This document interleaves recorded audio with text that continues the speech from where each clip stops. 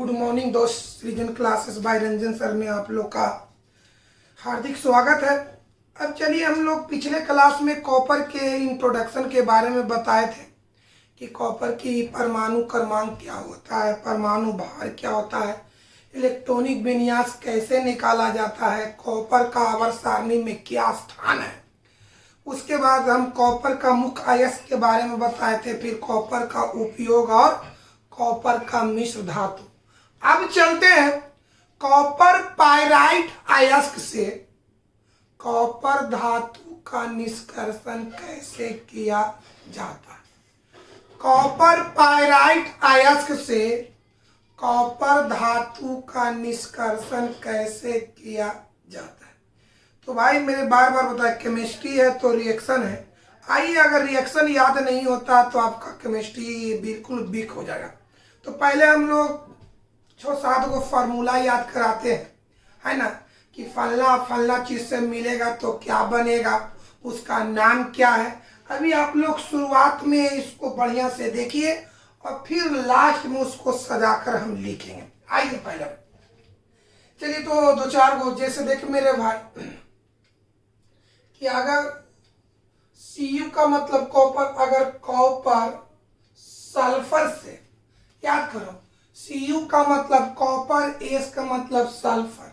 अगर copper sulphur से reaction करता है तो बनाएगा Cu2S। हम पूछेंगे कि कॉपर सल्फर से अभिक्रिया करेगा तो क्या बनाएगा, Cu2S, जिसका नाम है क्यूपरस सल्फाइड। क्या नाम है बोलो बाबू, क्यूपरस सल्फाइड। सल्फाइड। हम लोग कॉपर पाइराइट अयस्क से कॉपर का निष्कर्षण बताते समय बीच बीच में पूछेंगे कि अगर कॉपर सल्फर के साथ रिएक्शन करता है तो क्या बनाएगा, क्यूपरस सल्फाइड, जिसका सूत्र होता है Cu2S। अब आइए, अगर Fe मतलब आयरन, अगर आयरन सल्फर से रिएक्शन करता है तो बनाएगा FeS मतलब फेरस सल्फाइड। इसका नाम हो गया फेरस सल्फाइड। कोई दिक्कत? फिर बताओ, कॉपर सल्फर के साथ रिएक्शन करेगा तो क्यूपरस सल्फाइड बनाएगा, जिसका सूत्र होगा Cu2S। अगर आयरन सल्फर के साथ रिएक्शन करेगा तो क्या बनाएगा, फेरस सल्फाइड, जिसका सूत्र होता है FeS। बोला जाए, फेरस सल्फाइड का सूत्र बोलो FeS, क्यूपरस सल्फाइड का सूत्र बोलो Cu2S। एकदम याद होना चाहिए। अब बताओ मेरे भाई, क्यूपरस सल्फाइड का सूत्र Cu2S, फेरस सल्फाइड का सूत्र बोलो FeS। हम पूछेंगे FeS का नाम बोलो तो फेरस सल्फाइड, Cu2S का नाम बोलो तो क्यूपरस सल्फाइड। अगर कॉपर सल्फर के साथ रिएक्शन करेगा तो क्या बनाएगा, क्यूपरस सल्फाइड, जिसका सूत्र होगा Cu2S। अगर आयरन सल्फर के साथ रिएक्शन करेगा तो क्या बनाएगा, फेरस सल्फाइड, जिसका सूत्र होता है FeS। समझे में, मुझे याद रखना है। अब आइए, अब आगे बढ़ते मेरे भाई। अगर कॉपर ऑक्सीजन के साथ रिएक्शन करता है तो बनाएगा Cu2O मतलब क्यूपरस, एस से सल्फाइड तो O से ऑक्साइड। अगर कॉपर ऑक्सीजन के साथ रिएक्शन करता है तो बनाएगा क्यूपरस ऑक्साइड। क्या बाबू, क्यूपरस ऑक्साइड, क्यूपरस ऑक्साइड। अगर आयरन ऑक्सीजन से रिएक्शन करेगा FeO तो बनाएगा फेरस ऑक्साइड। याद हो रहा है? अगर कॉपर सल्फर के साथ रिएक्शन किया तो बनाएगा क्यूपरस सल्फाइड। कॉपर सल्फर के साथ रिएक्शन करेगा तो बनाएगा क्यूपरस सल्फाइड, जिसका सूत्र होता है Cu2S। अगर आयरन सल्फर के साथ रिएक्शन करेगा तो बनाएगा फेरस सल्फाइड जिसका सूत्र होता है Fe(S). अगर कॉपर ऑक्सीजन से अभिक्रिया करेगा तो बनाएगा क्यूप्रस ऑक्साइड जिसका सूत्र होता है Cu2O। अगर आयरन ऑक्सीजन से करेगा तो बनाएगा फेरस ऑक्साइड जिसका सूत्र होगा FeO। फॉर्मूला याद होना चाहिए। क्यूप्रस सल्फाइड का सूत्र बोलो C2S, फेरस सल्फाइड का सूत्र बोलो Fe(S), क्यूप्रस ऑक्साइड का सूत्र बोलो Cu2O, फेरस ऑक्साइड का सूत्र बोलो FeO। हम पूछेंगे Cu2S का नाम बोलो, C2S का नाम बोलो तो क्यूप्रस सल्फाइड, Cu2O का नाम बोलो तो क्यूप्रस ऑक्साइड, Fe(S) का नाम बोलो तो फेरस सल्फाइड, FeO का नाम बोलो तो फेरस ऑक्साइड। याद हुआ? फिर बात बोलो, अगर कॉपर सल्फर से रिएक्शन करेगा तो बनाएगा क्यूप्रस सल्फाइड, सूत्र बोलो Cu2S। अगर आयरन सल्फर के साथ रिएक्शन करेगा तो बनाएगा फेरस सल्फाइड, सूत्र बोलो Fe(S). अगर कॉपर ऑक्सीजन से रिएक्शन करेगा तो बनाएगा क्यूप्रस ऑक्साइड, सूत्र हुआ Cu2O। अगर आयरन ऑक्सीजन से अभिक्रिया करेगा तो बनाएगा फेरस ऑक्साइड, सूत्र बोलो FeO। अब चलिए, अगर सल्फर ऑक्सीजन के साथ अभिक्रिया कराएगा तो बनाएगा SO2। सल्फर ऑक्सीजन से अभिक्रिया करेगा तो बनाएगा SO2 जिसका नाम हो गया सल्फर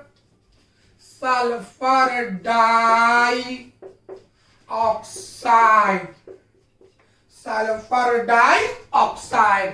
अब चलिए, अगर FeO SiO2 से, इसी का नाम है सिलिका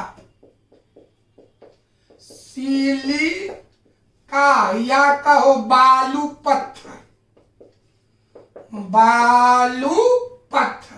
अगर FeO सिलिका से अभिक्रिया करेगा तो बता Fe1 Si1 ऑक्सीजन 2 1 3, इसका नाम है फेरस, इसका नाम है सिलिकेट, फेरस सिलिकेट।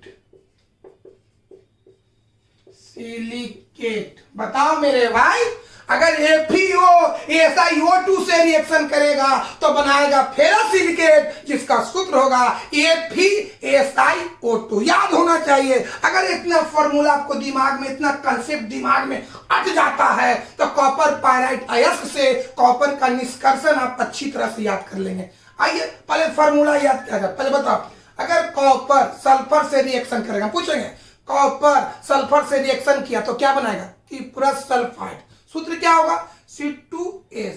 अगर आयरन माने Fe(S) से अभिक्रिया करेगा तो क्या बनाएगा?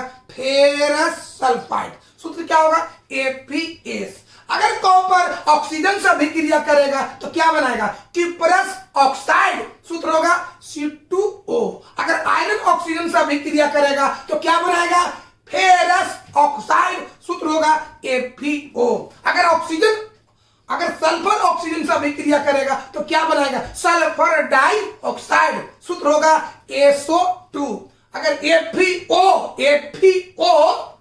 FeO का मतलब फेरस ऑक्साइड सिलिका से अभिक्रिया करेगा तो क्या बनाएगा? फेरस सिलिकेट, सूत्र होगा FeSiO2। जल्दी फटाफट बोलो, Cu2S का नाम बोल, C2S का नाम क्यूप्रस सल्फाइड, Fe(S) का नाम बोलो फेरस सल्फाइड, C2O का नाम बोलो, C2O का नाम बोलो क्यूप्रस ऑक्साइड, FeO का नाम बोलो फेरस ऑक्साइड, SO2 का नाम बोलो सल्फर डाइऑक्साइड, FeSiO3 का नाम बोलो फेरस सिलिकेट। दिमाग में न मट जाना चाहिए इतना। एक बार और, कॉपर सल्फर से अभिक्रिया करेगा तो क्या बनाएगा? बोलो मेरे भाई, क्यूप्रस सल्फाइड, सूत्र बोलो Cu2S। आयरन सल्फर से अभिक्रिया करेगा तो क्या बनाएगा? फेरस सल्फाइड, सूत्र बोलो Fe(S). बताओ, कॉपर सल्फर से अभिक्रिया करेगा तो क्यूप्रस सल्फाइड बनाएगा, सूत्र होगा Cu2S। आयरन सल्फर से अभिक्रिया करेगा तो क्या बनाएगा? फेरस सल्फाइड, सूत्र होगा APS। कॉपर ऑक्सीजन से अभिक्रिया करेगा तो क्या बनाएगा? किप्रस ऑक्साइड, सूत्र होगा Cu2O। आयरन ऑक्सीजन से अभिक्रिया करेगा तो क्या बनाएगा? फेरस ऑक्साइड, सूत्र होगा FeO। सल्फर ऑक्सीजन से अभिक्रिया करेगा तो बनाएगा सल्फर डाइऑक्साइड, सूत्र होगा SO2। FeO SiO2 से अभिक्रिया करेगा तो FeSiO3, जिसका नाम है फेरासिलिकेट। कोई दिक्कत है मेरे भाई? कोई प्रॉब्लम? अब हम आगे बढ़ते हैं दोस्त। चलिए इसको दिमाग में हटा लेना, एक कंसेप्ट है, अभी उतारने की आवश्यकता नहीं है। अब आइए हम पहले आपको रफ बनाएंगे। कॉपर पायराइट अयस्क से कॉपर धातु का निष्कर्षण कैसे किया जाता है पहले रफ के माध्यम से समझाएंगे। आपको पहले समझना है, लिखना नहीं है। जब समझ जाएंगे तो धारा प्रवाह पर बोर्ड पर लिखेंगे। कोई दिक्कत है? एक कंसेप्ट दिमाग में अट गया, इसको अटना, अगर नहीं अटता आपको दिमाग में तो एक क्वेश्चन आपको याद नहीं हो पाएगा। कोई दिक्कत है? चलिए देखिए,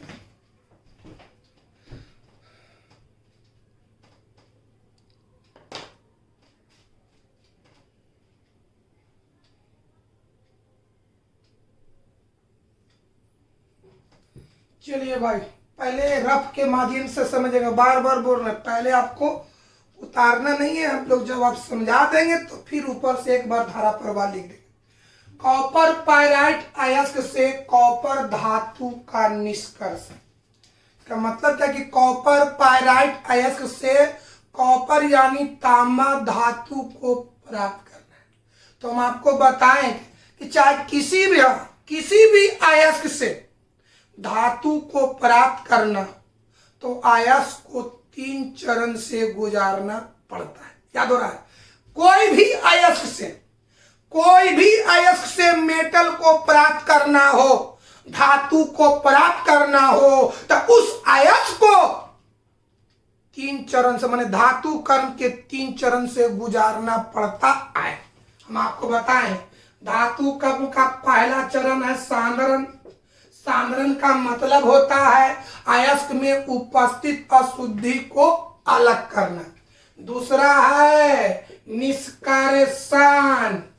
निष्कर्षण का मतलब धातु को प्राप्त करना।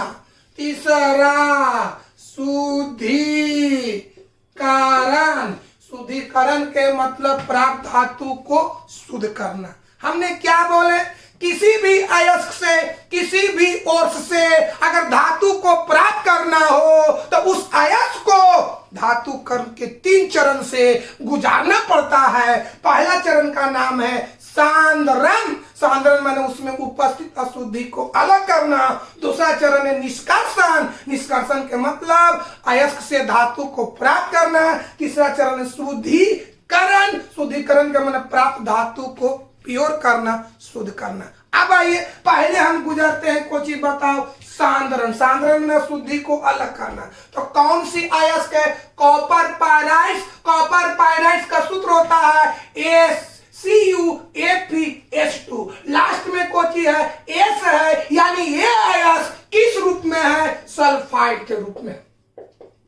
बताओ मेरे भाई, कॉपर पायराइट किस रूप में है? सल्फाइड के रूप में है। तो याद करो कि जो अयस्क सल्फाइड के रूप में है उसका सांद्रण फेन उत्प्लावन विधि से किया जाता है। यानी जब हमको सांद्रण करने की आवश्यकता हो, एक बार और समझा जाए, हम पहले सांद्रण करेंगे मतलब अशुद्धि को दूर करेंगे। तो कॉपर पायराइट किस रूप में है? सल्फाइड के रूप में है। तो जो अयस्क सल्फाइड के रूप में होता है उसका सांद्रण फेन उत्प्लावन विधि से किया जाता है। यानी कॉपर पायराइट अयस्क को हम सांद्रण करेंगे। किससे करेंगे? फेन उत्प्लावन विधि से। यानी फेन उत्प्लावन विधि से उसमें उपस्थित अशुद्धि को हम क्या करेंगे? दूर करेंगे। तो कैसे लिखें? सुन, कॉपर पायराइट अयस्क से कॉपर धातु का निष्कर्षण। निष्कर्षण करने के विधियों का वर्णन करें तो कैसे लिखें? सबसे पहले कॉपर पायराइट अयस्क को फेन उत्प्लावन विधि द्वारा सांद्रण किया जाता है। यानी उसमें उपस्थित अशुद्धियों को दूर किया जाता है। याद हुआ बाबू? बताइए मेरे भाई। बता कॉपर पायराइट आयस को हम क्या करेंगे? पहले सांद्रण करेंगे। कौन विधि से? फेन उत्प्लावन विधि से। याद हो रहा मेरे भाई? पहले बता बाबू, कॉपर पायराइट आयस से कॉपर धातु को प्राप्त करना है, तो पहले हम क्या करेंगे? कॉपर पायराइट आयस को फेन उत्प्लावन विधि से सांद्रण करेंगे, माने उसमें उपस्थित अशुद्धि को दूर करेंगे। तो याद करो, जब अशुद्धि दूर हो जाएगा तो जो बचेगा उसी को कहेंगे सांद्रित आयस। तो बताओ, फेन उत्प्लावन विधि से सांद्रण करेंगे तो हमको प्राप्त होगा सांद्रित आयस। सांद्रित आयस तो बताओ मेरे भाई, सबसे पहले क्या लिखेंगे? सबसे पहले कॉपर पायराइट आयस को फेन उत्प्लावन विधि द्वारा सांद्रण किया जाता है, जिससे सांद्रित आयस की प्राप्ति होती है। अब चलो, सांद्रित आयस का सूत्र वही होगा जो कॉपर पायराइट आयस का सूत्र होगा। समझ मेरे बात आया?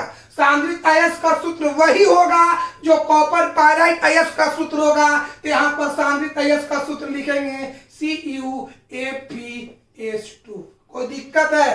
पहले बात समझ, हमने क्या बोले थे कि चाहे किसी भी आयस से धातु को प्राप्त करना हो, उस आयस को 3 चरणों से गुजारना पड़ता है।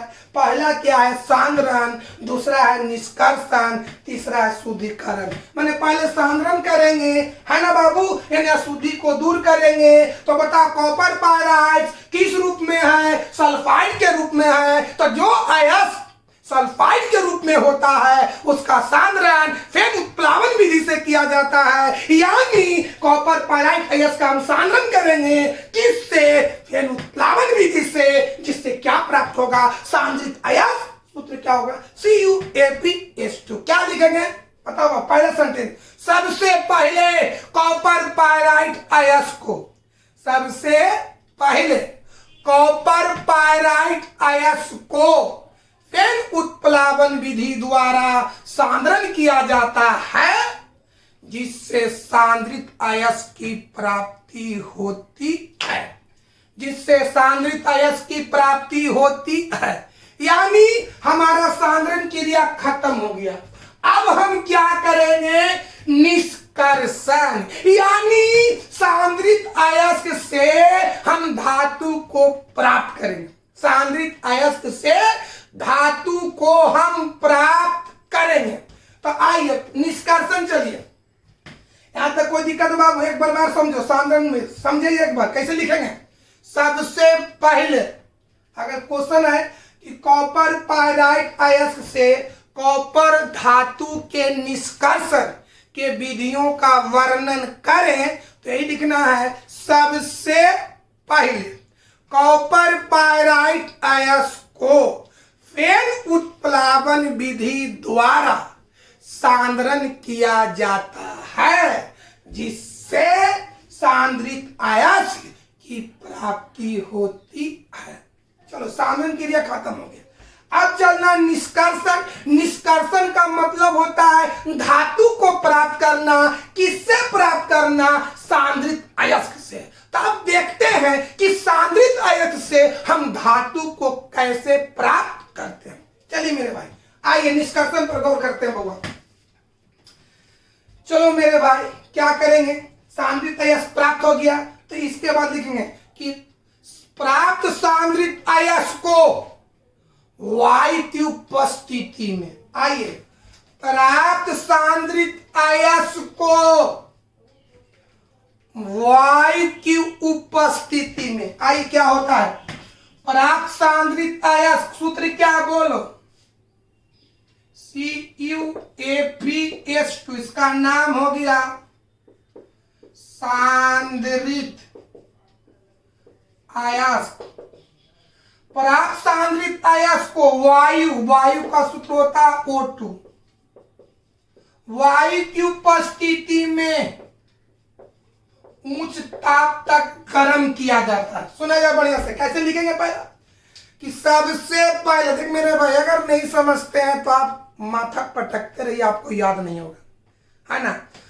कैसे लिखेंगे? सबसे पहले कॉपर पायराइट अयस्क को फेन उत्प्लावन विधि द्वारा सांद्रण किया जाता है, जिससे सांद्रित अयस्क की प्राप्ति होती है।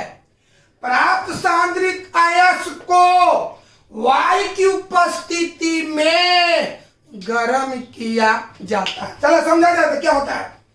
प्राप्त सांद्रित अयस्क को वायु की उपस्थिति में उच्च ताप तक गर्म किया जाता है। तब क्या होगा? यहाँ पर कॉपर सल्फर से अभिक्रिया करेगा, आयरन भी सल्फर से अभिक्रिया करेगा और सल्फर ऑक्सीजन से अभिक्रिया करेगा। देखो अब क्या होता है। सांद्रित अयस्क वायु की उपस्थिति में उच्च ताप तक गर्म करेंगे, तब क्या होगा? कॉपर भी सल्फर से करेगा, आयरन भी सल्फर से करेगा और सल्फर ऑक्सीजन से करेगा। अभी याद करवाएं। बताओ, जब कॉपर सल्फर से अभिक्रिया करेगा, कॉपर माने CuS से अभिक्रिया करेगा तो बनाएगा किप्रस सल्फाइड, जिसका सूत्र होगा Cu2S। पर फिर समझें, सांद्रित अयस्क को वायु की उपस्थिति में उच्च ताप तक जब गर्म करेंगे तो कॉपर सल्फर से करेगा, आयरन सल्फर से करेगा, लेकिन सल्फर ऑक्सीजन से करेगा। तो बोलो CuS से अभिक्रिया करेगा तो बनाएगा किप्रस सल्फाइड, जिसका सूत्र होगा C2S प्लस Fe से अभिक्रिया करेगा तो बनाएगा फेरस सल्फाइड प्लस, जब S ऑक्सीजन से अभिक्रिया करेगा तो बनाएगा SO2, जो ताप पा करके उड़ जाएगा। कोई दिक्कत है? हर चीज समझो। अगर रिएक्शन नहीं समझेंगे तो कोई दिक्कत हो जाएगा। जब सांद्रित अयस्क को वायु की उपस्थिति में अभिक्रिया किए तो कॉपर सल्फर से किया, कॉपर सल्फर से और आयरन भी सल्फर से। तो जब कॉपर सल्फर से अभिक्रिया करेगा तो किप्रस सल्फाइड, जिसका सूत्र होगा C2S। आयरन सल्फर से अभिक्रिया करेगा तो फेरस सल्फाइड, जिसका सूत्र होगा FeS। और जब सल्फर ऑक्सीजन से अभिक्रिया करेगा तो SO2, जो ताप पा करके क्या हो जाएगा? उड़ जाएगा। इसका नाम क्या है बाबू? किप्रस सल्फाइड। इसका नाम हो गया फेरस सल्फाइड। यानी किप्रस सल्फाइड और फेरस सल्फाइड का हमको एक मिश्रण प्राप्त हुआ है। यह मिश्रण किस रूप में होगा? यहाँ पर हीटिंग हो रहा है, तो जो मिश्रण होगा द्रव के रूप में होगा, लिक्विड के रूप में होगा। कोई दिक्कत है? ऊपर से आते क्या कहता बाबू, समझो अपने बढ़िया से। अगर कॉपर पायराइट अयस्क से कॉपर धातु का निष्कर्षण कैसे लिखेंगे? बड़े बड़े समझो।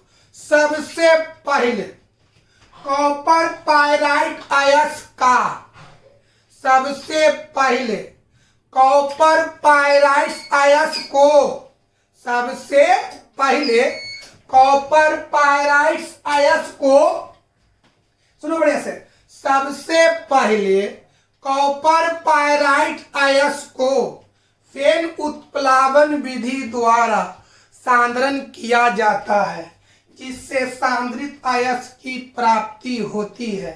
प्राप्त सांद्रित अयस्क को वायु की उपस्थिति में उच्च ताप तक गर्म किया जाता है, जिससे किप्रस सल्फाइड और फेरस सल्फाइड का मिश्रण प्राप्त होता है तथा SO2 गैस मुक्त होता है, जो ताप पा करके उड़ जाता है। यानी अभी हमको क्या कोची चीज का प्राप्त हुआ? किप्रस सल्फाइड और फेरस सल्फाइड का मिश्रण, जो किस रूप में है? द्रव के रूप में है। बताओ बाबू, इतना प्रोसेस करने से हमको क्या मिला? किप्रस सल्फाइड और फेरस सल्फाइड का मिश्रण, जो किस रूप में है? द्रव के रूप में है। क्यों? क्योंकि यहाँ पर हीटिंग कर रहे हैं, गर्म कर रहे हैं, तो गर्म का उच्च ताप तक अगर हम गर्म करते हैं तो जो भी चीज प्राप्त होगा वो लिक्विड के रूप में प्राप्त होगा, द्रव के रूप में प्राप्त होगा। तो यहाँ पर द्रव के रूप में कोची है? किप्रस सल्फाइड और फेरस सल्फाइड किस रूप में है? द्रव के रूप में। एक बात हमको बताओ मेरे भाई कि कॉपर पायराइट एक प्रकार की अयस्क है और अयस्क की प्राप्ति जमीन के अंदर से करते हैं, जमीन के अंदर से। तो जो चीज जमीन के अंदर से प्राप्त होता है उसको पिघलाने पर उसमें अशुद्धि के रूप में बालू होता है। तो पहले मैं बताऊं कि किपरस सल्फाइड और फेरस सल्फाइड द्रव के रूप में प्राप्त होता है। किससे? कॉपर पायराइड से। ये कॉपर पायराइड कहां से निकलता है? जमीन के अंदर से।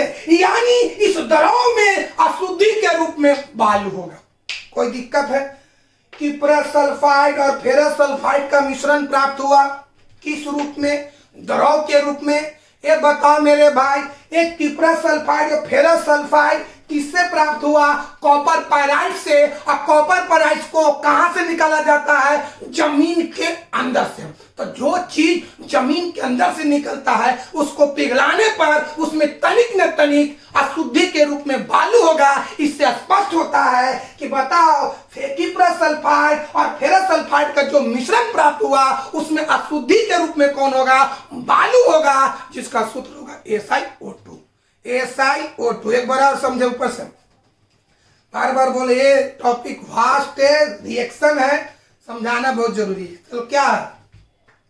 सबसे पहले कॉपर पायराइड अयस्क को फेन उत्प्लावन विधि द्वारा सांद्रण किया जाता है, जिससे सांद्रित अयस्क की प्राप्ति होती है ना। प्राप्त सांद्रित अयस्क को वायु की उपस्थिति में उच्च ताप तक गर्म किया जाता है, जिससे किपरस सल्फाइड और फेरस सल्फाइड का मिश्रण प्राप्त होता है तथा SO2 गैस मुक्त होता है, जो ताप पा करके उड़ जाता है। यानी इतना करने से हमको क्या प्राप्त हुआ? किपरस सल्फाइड और फेरस सल्फाइड का मिश्रण जो द्रव के रूप में है। इस द्रव में अशुद्धि के रूप में कौन होगा? बालू होगा। यानी हम बालू को अलग करेंगे पहले। कोई दिक्कत है यहां तक? कोई प्रॉब्लम बाबू? आगे बढ़ते हैं।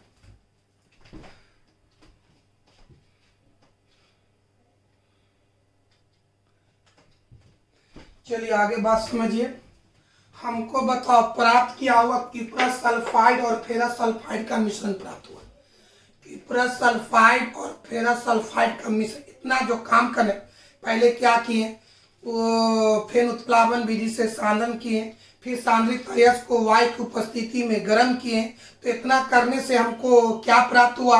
किपरस सल्फाइड और फेरस सल्फाइड का मिश्रण प्राप्त हुआ, जो किस रूप में है? द्रव के रूप में है। इस द्रव में अशुद्धि के रूप में कौन है? बालू है, मतलब SiO2 है। अब क्या करते हैं? अब समझिए। किपरस सल्फाइड और फेरस सल्फाइड के मिश्रण को, किपरस सल्फाइड और फेरस सल्फाइड के मिश्रण को बातिया भट्टी में ले जाकर, किपरस सल्फाइड और फेरस सल्फाइड के मिश्रण को बातिया भट्टी में ले जाकर वायु की उपस्थिति में गर्म किया जाता है। क्या चीज बाबू याद किया जाए? किपरस सल्फाइड और फेरस सल्फाइड के मिश्रण को बातिया भट्टी में ले जाकर वायु की उपस्थिति में गर्म करते हैं, जिससे फेरस सल्फाइड, जिससे क्या किए बताओ बड़े से? किपरस सल्फाइड और फेरस सल्फाइड के मिश्रण को बातिया भट्टी में ले जाकर, कौन भट्टी बोलो बाबू? कौन भट्टी में ले जाना है? बातिया भट्टी में। बातिया भट्टी में ले जाकर वायु की उपस्थिति में, वायु की उपस्थिति में गर्म किया जाता है, जिससे फेरस सल्फाइड का कुछ भाग, एक बार याद कर रहा, किपरस सल्फाइड और फेरस सल्फाइड के मिश्रण को बातिया भट्टी में ले जाकर वायु की उपस्थिति में गर्म किया जाता है, जिससे फेरस सल्फाइड का कुछ भाग, फेरस सल्फाइड का कुछ भाग ऑक्सीकृत होकर, माने ऑक्सीजन से अभिक्रिया करके ऑक्साइड में बदल जाता है। आइए, फेरस सल्फाइड का कुछ भाग, तो फेरस सल्फाइड का सूत्र बोलो, FeS ऑक्सीकृत होकर, माने ऑक्सीजन से अभिक्रिया करके O2, करके ऑक्साइड में बदल जाता है। यानी जो फेरस ऑक्साइड है, सॉरी, जो फेरस सल्फाइड है वो हो जाएगा फेरस ऑक्साइड। तो फेरस ऑक्साइड का सूत्र बोलो, FeO प्लस। ये सल्फर ऑक्सीजन में जलेगा तो क्या बनाएगा, SO2, जो ताप पाकर क्या हो जाएगा, उड़ जाएगा। इसका नाम है फेरस सल्फाइड, फेरस सल्फाइड। इसका नाम है फेरस ऑक्साइड, फेरस ऑक्साइड। समझा जाए क्या होता है, बड़ी बढ़िया से हमको बताओ पहले।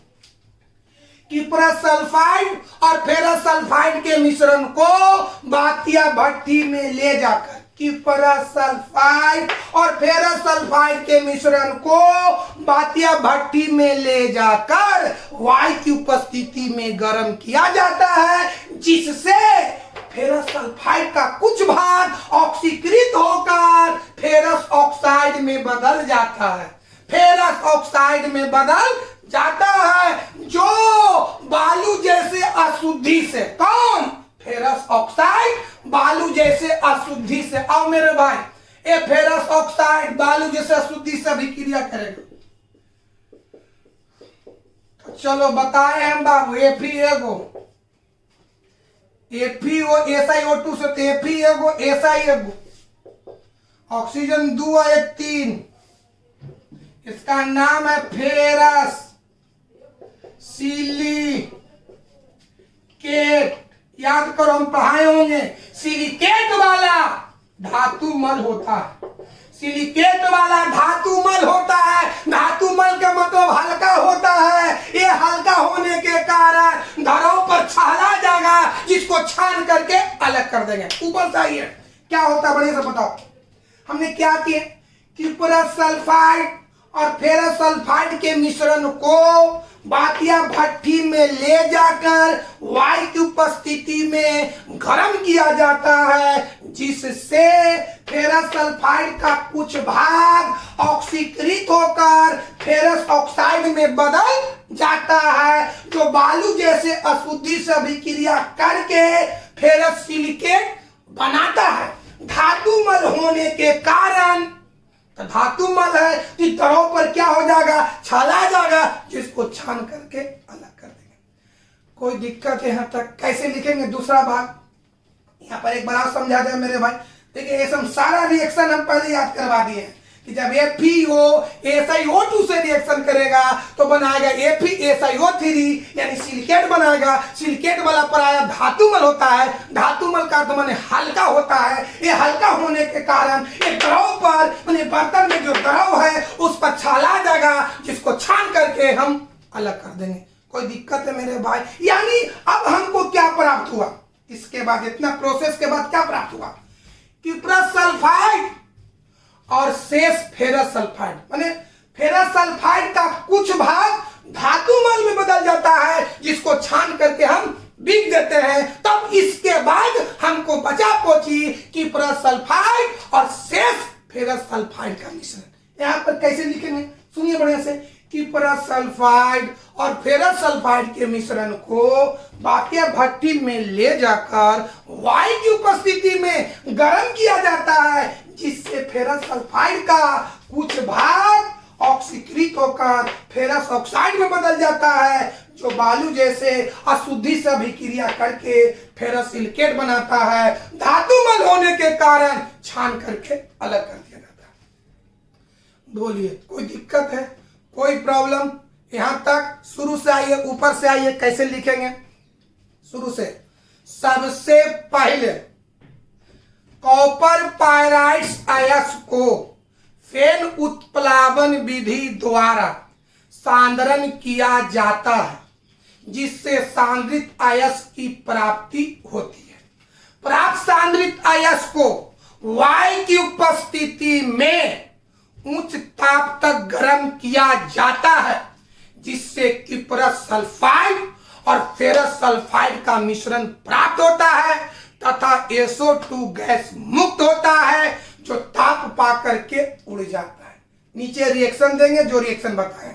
उसके बाद पैराग्राफ चेंज करेंगे और लिखेंगे किप्रस सल्फाइड मिश्रण को बातीय भट्ठी में ले जाकर वायु की उपस्थिति में गर्म किया जाता है, जिससे फेरस सल्फाइड का कुछ भाग ऑक्सीकृत होकर फेरस ऑक्साइड में बदल जाता है, जो बालू जैसे अशुद्धि से अभिक्रिया करके फेरस सिलिकेट बनाता है। धातु मल होने के कारण, माने हल्का होने के कारण छान करके अलग कर देते हैं। तो इतना प्रोसेस के बाद हमको बचा कोची किप्रस सल्फाइड और शेष फेरस सल्फाइड, शेष फेरस सल्फाइड। अब क्या होता है उसके बाद देखते हैं।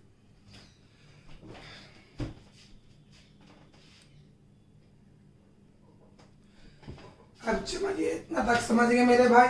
अब क्या है, हमारे पास बचा किप्रस सल्फाइड और बचे हुए फेरस सल्फाइड का मिश्रण बचा हुआ है, ये मिश्रण है।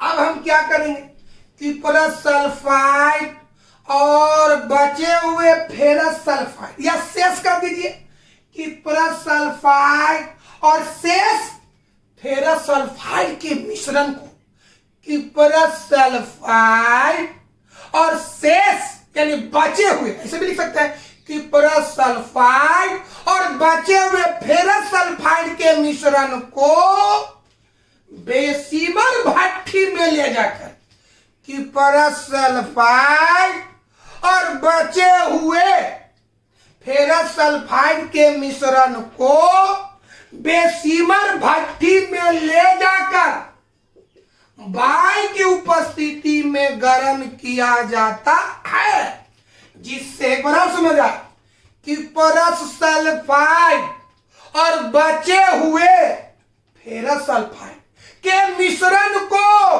बेसीमर भट्ठी में ले जाकर वायु की उपस्थिति में गर्म किया जाता है, जिससे किप्रस सल्फाइड का कुछ भाग ऑक्सीकृत होकर किप्रस ऑक्साइड में बदल जाता है।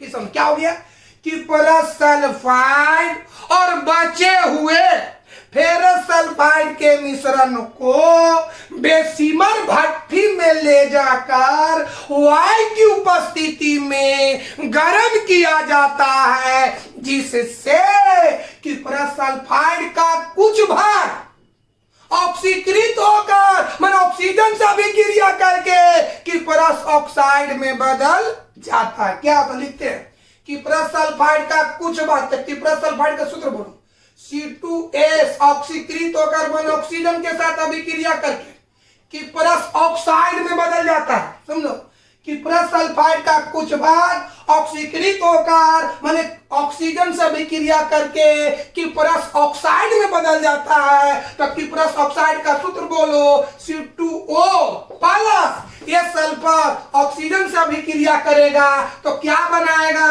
SO2, जो ताप पा करके उड़ जाएगा। इसका नाम क्या बाबू, किप्रस सल्फाइड, इसका नाम है किप्रस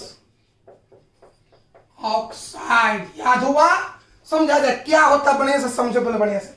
हमने क्या बोले, किप्रस सल्फाइड और बचे हुए फेरस सल्फाइड के मिश्रण को बेसीमर भट्ठी में ले जाकर वायु की उपस्थिति में गर्म किया जाता है, जिससे किप्रस सल्फाइड का कुछ भाग ऑक्सीकृत होकर किप्रस ऑक्साइड में बदल जाता है। एक किप्रस ऑक्साइड, सुना जाए बढ़िया से, यहाँ पर किप्रस ऑक्साइड बदल जाता है। एक किप्रस ऑक्साइड बचे हुए किप्रस सल्फाइड से, एक किप्रस ऑक्साइड, एक किप्रस ऑक्साइड बचे हुए किप्रस सल्फाइड से अभिक्रिया करता है। माने कॉपर का ऑक्साइड कॉपर के सल्फाइड से अभिक्रिया करेगा। क्या करेगा बताओ, C2O प्लस C2S अभिक्रिया करेगा तो सल्फर ऑक्सीजन से जब अभिक्रिया करेगा तो बनाएगा SO2, जो ताप पाकर उड़ जाएगा। यहां भी कॉपर बचेगा, यहां भी कॉपर बचेगा, यहां कॉपर अलग हो गया।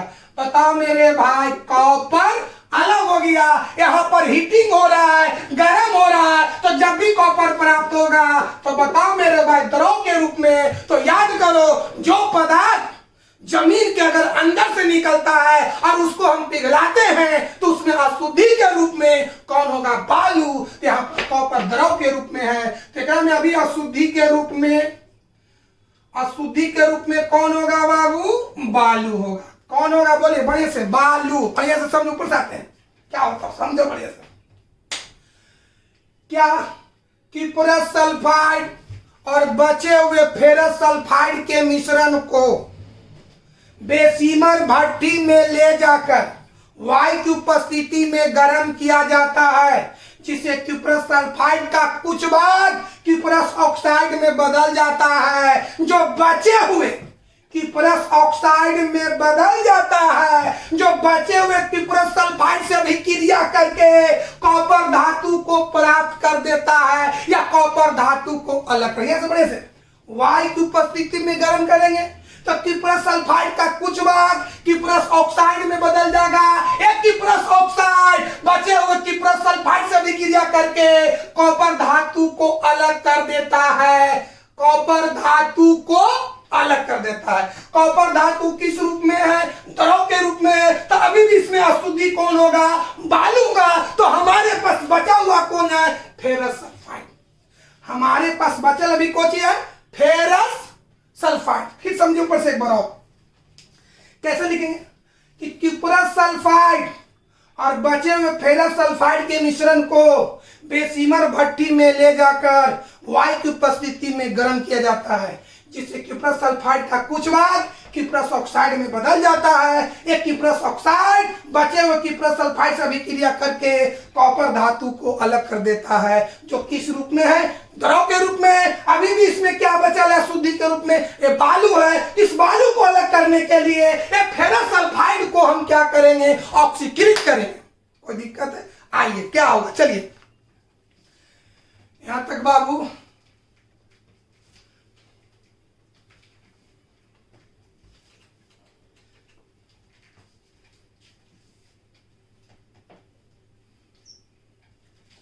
क्या होगा? चलो, ये बचा हुआ फेर बता दो बाबू। ये दोनों को मिश्रण को ना बेसीमर भट्टी में ले गए थे, तो एक का तो क्रिया हो गया। अब बचल को चाहिए फेरस सल्फाइड। तो फेरस सल्फाइड भी ऑक्सीकृत होकर, मतलब हम किस में गर्म कर रहे हैं? वायु में गर्म कर रहे हैं। तो फेरस सल्फाइड ऑक्सीकृत होकर के फेरस ऑक्साइड में बदल जाता। आइए, फेरस सल्फाइड ऑक्सीकृत होकर के फेरस ऑक्साइड मतलब एफईओ, ये सल्फर ऑक्सीजन से अभिक्रिया करेगा। SO2 ताप पा करके उड़ गया। ये फेरस ऑक्साइड प्राप्त द्रवित कॉपर में, बताओ मेरे भाई, कॉपर प्राप्त हुआ ना जी? किस रूप में प्राप्त हुआ? द्रव के रूप में। इसमें अशुद्धि के रूप में कौन है? बालू।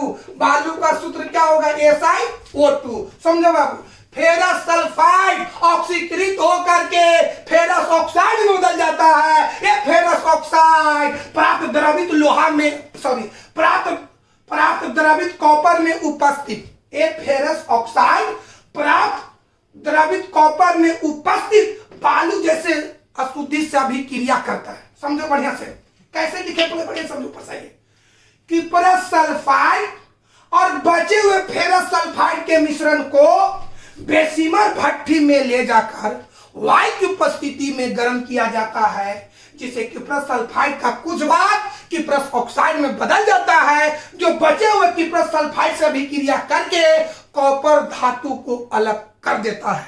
कॉपर धातु को अलग कर देता है। इसके बाद बचे हुए फेरस सल्फाइड ऑक्सीकृत होकर फेरस ऑक्साइड में बदल जाता है, जो प्राप्त द्रवित कॉपर में उपस्थित बालू से अभिक्रिया करता है। बालू से SiO2 क्या बनेगा? FeO से SiO2 करेगा तो FeSiO3, जिसका नाम है फेरस सिलिकेट। फेरस सिलिकेट जो एक प्रकार का धातु मल है। धातु मल माने हल्का है, जो द्रवित कॉपर के ऊपर छाला जाएगा, जिसको छान करके अलग कर देंगे, है ना मेरे भाई। इस तरह से प्राप्त कॉपर इसको हम लोग बढ़िया से समझो, ऊपर से आते फिर एक बार समझो तीसरा पॉइंट बाबू क्या हम करते हैं, बढ़िया समझो, मेन समझना है कि फेरस सल्फाइड और बचे हुए फेरस सल्फाइड के मिश्रण को बेसीमर भट्टी में ले जाकर वायु की उपस्थिति में गर्म करते हैं, जिससे किप्रस सल्फाइड का कुछ भाग ऑक्सीकृत होकर किप्रस ऑक्साइड में बदल जाता है, जो बचे हुए पुनः किप्रस सल्फाइड से विक्रिया करके कॉपर धातु को अलग कर देता है। तब जो प्राप्त कॉपर किस रूप में होगा, द्रव के रूप में होगा, तेकरा में अशुद्धि कौन होगा, बालू। इस बालू को अलग करने के लिए फेरस सल्फाइड को हम ऑक्सीकृत करेंगे, तब फेरस ऑक्साइड बदल जाएगा। ये फेरस ऑक्साइड ये पुनः बालू से विक्रिया करेगा तो बनाएगा फेरस सिलिकेट, जो धातुमल है। धातुमल होने के कारण द्रवित कॉपर के ऊपर छाला जाएगा, जिसको छान करके हम अलग कर देंगे। इस तरह से जो कॉपर प्राप्त हुआ उसको कहते फफोलेदार तांबा। इस तरह से प्राप्त कॉपर को फफोलेदार तांबा कहते हैं, बलिस्टर कॉपर कहते हैं, जो 98% शुद्ध होता है। अभी भी इसमें अशुद्धि 2% है। तो लास्ट में हमको तीसरा चरण बचल है शुद्धिकरण। सांद्रण किए, निष्कर्षण किए, अब बचल है शुद्धिकरण। तो पहले इतना हम लिख लेंगे, शुरू से आइए कैसे हम लिखेंगे, धारा प्रवाह सुना जाए। अगर एग्जाम में आ जाए कि कॉपर पायराइट अयस्क से कॉपर धातु के निष्कर्षण के सिद्धांतों का वर्णन करें, तो आप इतना ही लिख सकते हैं, सबसे पहले कॉपर पायराइट अयस्क को, सबसे पहले कॉपर पायराइट अयस्क को फेन उत्प्लावन विधि द्वारा सांद्रण किया जाता है, जिससे सांद्रित अयस्क की प्राप्ति होती है। प्राप्त सांद्रित अयस्क को वायु की उपस्थिति में उच्च ताप तक गर्म किया जाता है, जिससे किप्रस सल्फाइड और फेरस सल्फाइड का मिश्रण प्राप्त होता है तथा SO2 गैस मुक्त होता है, जो ताप पा करके उड़ जाता है। नीचे रिएक्शन देंगे, फिर पैराग्राफ चेंज करेंगे। किप्रस सल्फाइड और फेरस सल्फाइड के मिश्रण को बातिया भट्टी में ले जाकर वायु की उपस्थिति में गर्म किया जाता है, जिससे फेरस सल्फाइड का कुछ भाग ऑक्सीकृत होकर फेरस ऑक्साइड में बदल जाता है, जो बालू जैसे अशुद्धि से अभिक्रिया करके फेरस सिलिकेट बनाता है। धातुमल होने के कारण छान करके अलग कर देते हैं। तीसरा स्टेप, फिर किप्रस सल्फाइड और बचे हुए फेरस सल्फाइड के मिश्रण को बेसीमर भट्टी में ले जाकर वायु की उपस्थिति में गर्म किया जाता है, जिससे किप्रस सल्फाइड का कुछ भाग किप्रस ऑक्साइड में बदल जाता है, और जो बचे हुए किप्रस सल्फाइड से विक्रिया करके कॉपर धातु को अलग कर देता है। फिर पैराग्राफ नीचे कि शेष या बचे हुए फेरस सल्फाइड ऑक्सीकृत होकर के फेरस ऑक्साइड में बदल जाता है, जो बालू जैसे अशुद्धि से अभिक्रिया करके फेरस सिलिकेट बनाता है। धातुमल होने के कारण छान करके अलग कर देते हैं। इस तरह से प्राप्त कॉपर को, है ना, इस तरह से प्राप्त कॉपर को फफोलेदार कॉपर कहते हैं, बलिस्टर कॉपर कहते हैं, जो 98% शुद्ध होता है। यानी हम सांद्रण किए हैं, निष्कर्षण किए, निष्कर्षण से जो धातु प्राप्त हुआ है वो 98% शुद्ध है। तो तीसरा चरण क्या है, शुद्धिकरण, यानी कॉपर का शुद्धिकरण। तो हम कॉपर का शुद्धिकरण बता चुके हैं, एक बार फिर उसको चर्चा करेंगे। आइए पहले हम उतना लिखते हैं।